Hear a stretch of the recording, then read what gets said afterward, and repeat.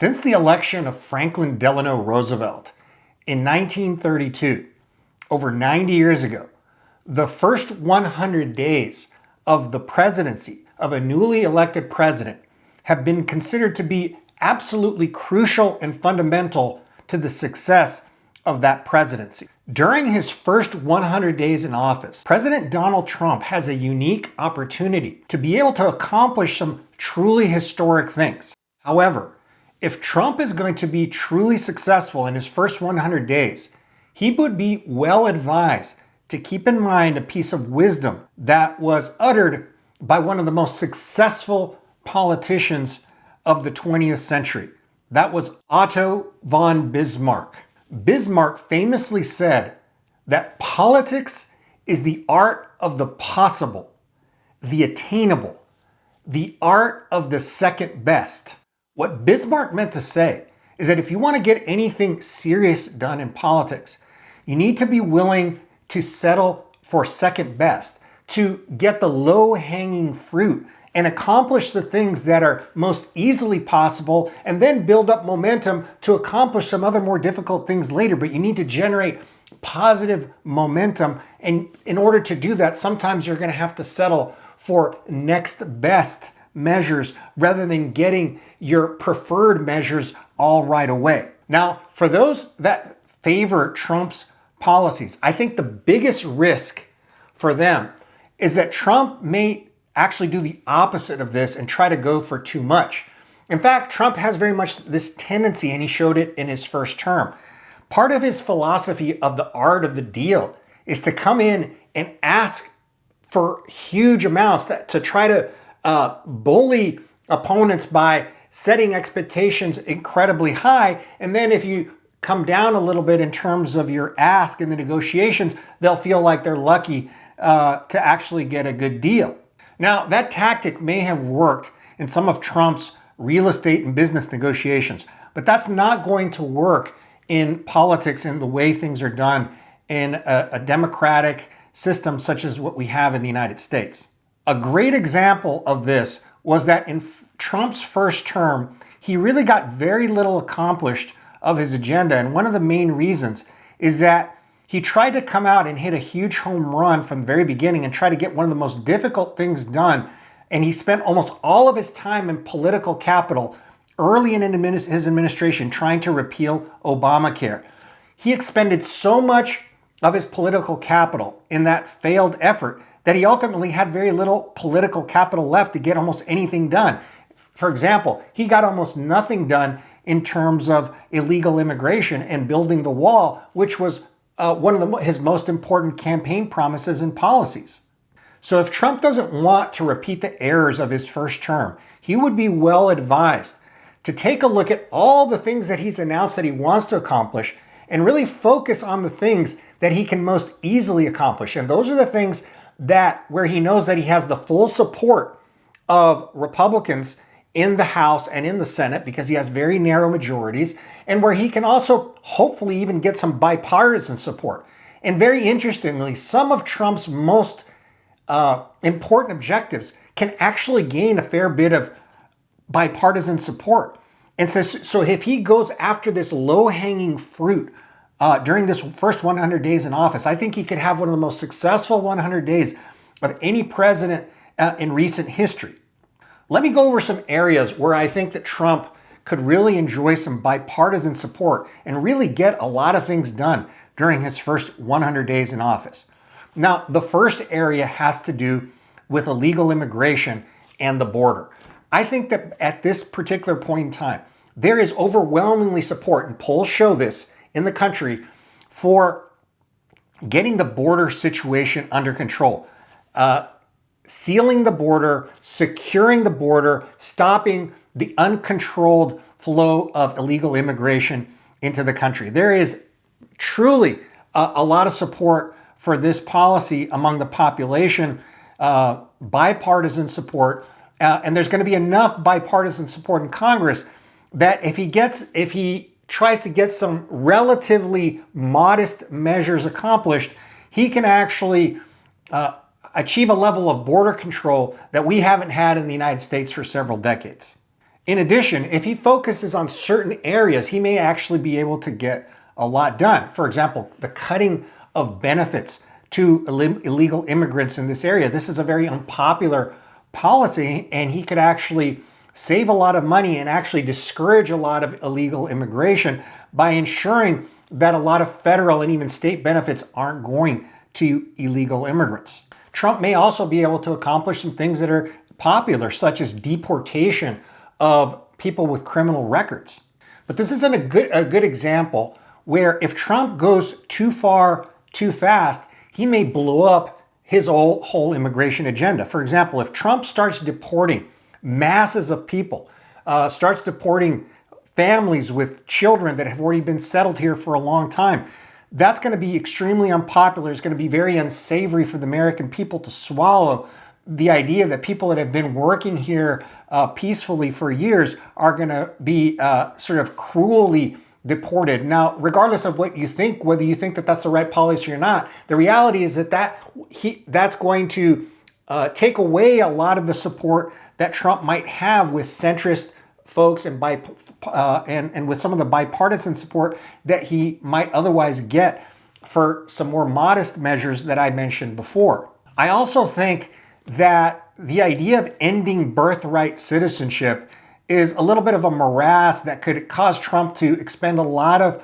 political capital in a way that's not going to be productive, because I think that constitutionally he doesn't have a strong argument. And so he's going to end up wasting a lot of energy on a project that probably really won't be able to have success in the court system. And again, that would waste a lot of political capital, because a lot of Americans are going to feel that it's very cruel that a child that was born in this country and that was educated in the public schools of this country isn't actually somebody who has a right to be in the country. So I think that regardless of what you actually think of this issue, if you happen to be a Trump supporter and you actually believe that people that were born here of illegal alien parents shouldn't be allowed to live in this country, that's your particular opinion. But the reality is that that is so controversial and it's so divisive that it would actually take away from Trump's ability to get some other more moderate measures, very important measures accomplished. Now, another area where I think that Trump could really accomplish a lot during his first 100 days is through his DOGE initiative, Department on Governmental Efficiency. A lot of Americans actually support the idea of streamlining the government, making the government more efficient, and in general, making it so that it's easier for businesses and entrepreneurs to create new businesses, to grow their businesses, to hire workers.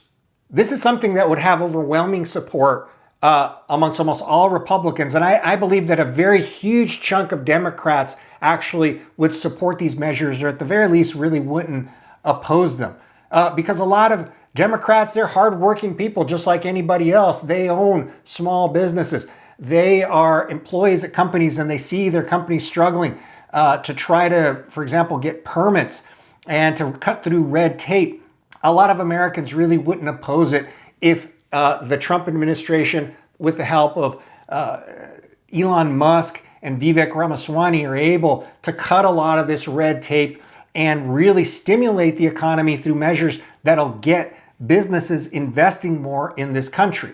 I think this is an example of a policy that could be very popular ultimately, and that could get a lot of support, because people will actually see concrete benefits from it. Because when you get rid of a lot of this red tape, a lot of businesses will actually invest more, they'll hire more, they'll actually go up and bid up the wages of workers in order to get workers in new businesses that they're opening. But here's another example that if you go too far, you're going to erode support for what you can actually get done. And that's why politics is the art of the possible.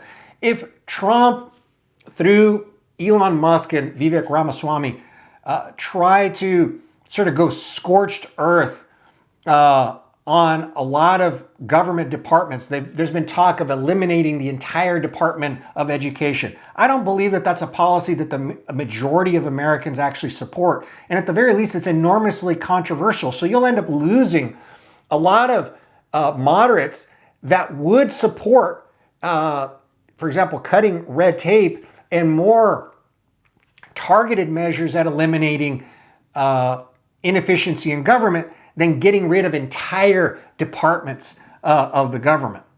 Now, another area where I think that there's a lot of potential bipartisan support, where Trump could really get a lot accomplished, would be getting rid of some of the most egregious woke types of legislation and regulations that are really bothersome and even enraging to a lot of Americans. I think a lot of Americans are really bothered by some of the extreme DEI, diversity, equity, and inclusion policies that are being implemented in universities that are effectively discriminating against Asians, against Jews, against other white Americans in a very egregious way. And I think that Americans are ready to roll back some of these most extreme forms of DEI. And in addition, getting rid of DEI programs, both in the public and the private sector, that are preventing the most capable individuals from actually doing the jobs that Americans need to have done. And in particular, Americans are very worried about DEI programs putting relatively less competent people in roles that could actually create dangerous situations for Americans. For example, if standards are lowered in professions such as piloting airplanes or certain types of operation of certain types of equipment, that's going to actually directly put Americans in danger. And Americans clearly don't support policies that are going to put their health and well-being in danger. So I think that if Trump puts into place a series of policies that most everybody agrees upon, if you target some particular areas where DEI and woke policies have been particularly egregious, he's going to garner a lot of support and be able to get a lot of things done. Another area where I think that he's going to enjoy almost overwhelming support is in getting men out of women's sports, or at least that's how Trump's and his supporters would put it. It would be disallowing biological males from participating in women's sports. I think the vast majority of Americans believe this is unfair. They believe it's dangerous. They believe it's a violation of the girls' privacy, subjecting them also to potential abuse. And it's just unfair and competitively unfair for girls to have to compete against biological males. Now, it doesn't really matter what you happen to believe about this, but I just believe that politically, people are ready for a change in that particular area. And so again, this is an area where if Trump decides to target this area, I think he will be able to roll back virtually all of these policies that have allowed biological males to compete in women's sports. Another area where I think that a lot of Americans would be in favor of is getting rid of extreme DEI and woke policies that have been impacting the military. I think the American people, the majority of them anyway, realize that military culture is a very, very specific thing. It's a very particular thing. And DEI and woke policies and a warrior mentality and a warrior spirit are just things that don't go together well. You are going to really hurt the military ethos of the United States if you try to integrate DEI and woke policy, and in particular, if you implement policies that kind of encourage this idea of us versus them, the idea of a victimhood mentality, the idea that there's these systemic barriers and so forth, and promoting people within the military that perhaps don't actually have the best credentials. The military is a hierarchical organization, and people that are there, they know who the best people are. You can't fool people. So if you hire somebody and you give them a promotion above and beyond other people that deserve that promotion better, that kills morale in the military. So I think that one of the most important things that Trump could do, and I think that he would have widespread support for this, is that through his nominee for Secretary of Defense, Pete Hegseth, Pete Hegseth has said that he wants to bring back a warrior ethos and a 100% focus on readiness and competence in the military. I think that this is a policy that the vast majority of Americans support.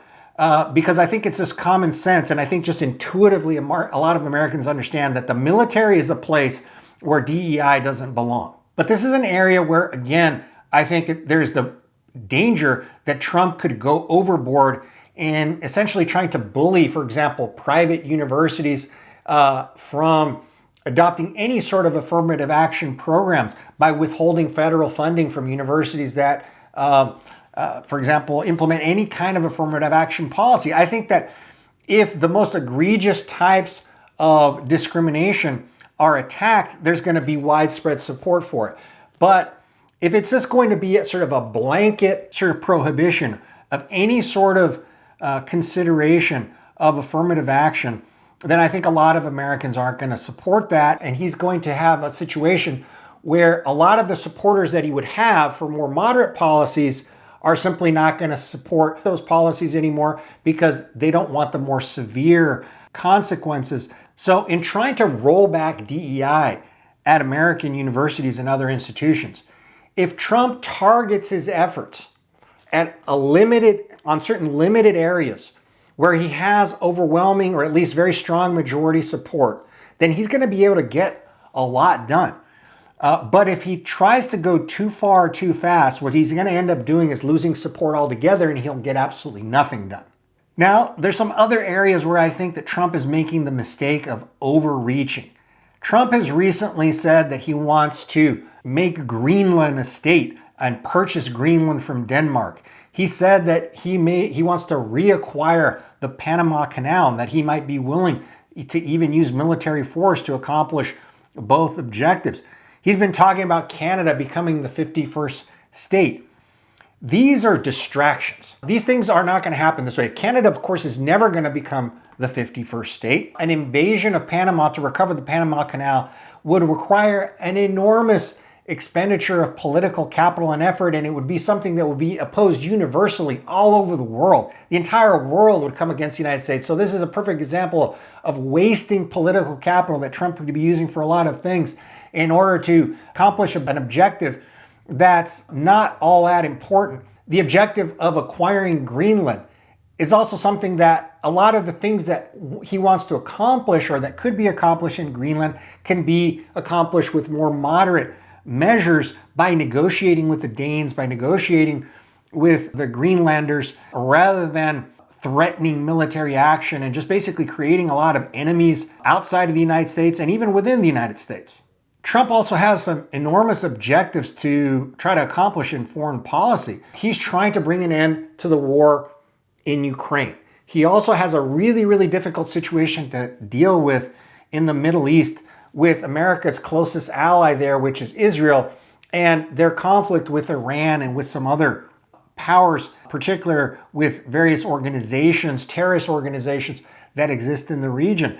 Trump could actually get a lot accomplished in these two areas during his first 100 days or 1 year in office. But if he's going to go off chasing after essentially impossible dreams of acquiring Greenland, impossible, or not maybe impossible dreams, but very damaging and very costly dreams of reacquiring the Panama Canal, as an example, and getting into fights with the Canadians, who are a wonderful ally of the United States, this would be an enormous mistake, and that would take political capital away from Trump and his ability to actually deal well with the Russians in negotiations over Ukraine. Trump would lose a lot of the international support that he would otherwise have in direct negotiations with the Russians, and also the support that he might have in negotiations that he's going to need to have with the Chinese, particularly with regards to aggressive Chinese intentions in Taiwan. America needs their allies. He needs allies to back the United States in the various negotiations he's going to have with these other great powers. The United States also needs all of the international political capital that it can muster in order to deal with this very, very complicated situation in the Middle East between Israel and Iran. So I think it's a big mistake and an enormous distraction to be loudly going after these other objectives in Greenland and Panama and in Canada, when almost all of that could be achieved through quiet diplomatic channels. Now, again, Trump here is going to have to settle in order to get anything done. He's going to have to settle for second best. Trump is almost certainly not going to get everything that he wants in Greenland, but he could get some substantial concessions from the Danes and from the Greenlanders that would satisfy U.S. security interests that the United States has in Greenland, and also other interests related to mineral rights and so forth that Greenland possesses. There's no necessity to have Greenland as a 54 state in order for the United States to accomplish its security objectives, which it could simply accomplish by acquiring rights to have military bases there and acquire rights for exploring mineral deposits, perhaps in joint partnerships with the Danish government, Danish firms, and Greenlander firms and the Greenlander government. Similarly, the U.S. has a lot of leverage on Panama that it can use to extract important concessions from Panama with regards to both America's commercial interests there and also its security interests.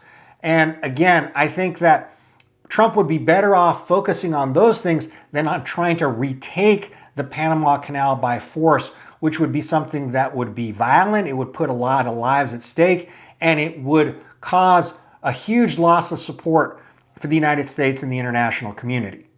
So in conclusion, I think that Trump needs to remember what Otto von Bismarck said, which is that politics is the art of the possible, of the attainable, the art of the next best.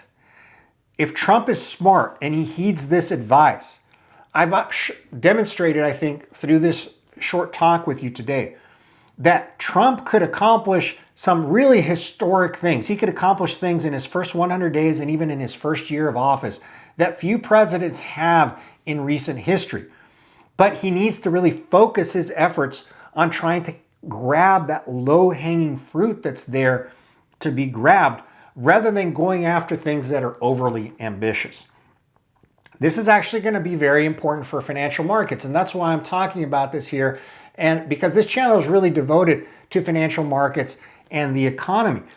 As I mentioned earlier, if Trump is going to accomplish some things economically, and he really could, this is going to be very important, because not only is it important that Trump accomplish some of the things that he wants to accomplish in terms of deregulation, that would be a major boost for the economy and for financial markets, but also he's going to need political capital to do a lot of other, maybe smaller things. But if Trump has created a whole lot of enemies by trying to get too much done in other areas, he's not going to have enough political capital to get certain things done that are needed in the U.S. economy. So from the point of view of the stock market and financial markets, it's actually very important that Donald Trump not get bogged down like he did in his first term trying to repeal Obamacare, and that he not lose all of his political capital, because that's going to make his presidency most likely very unsuccessful, and he's not going to be able to get a lot done. And financial markets aren't going to like that at all. Markets won't like it at all. That'll create volatility. That will most likely depress valuations in financial markets.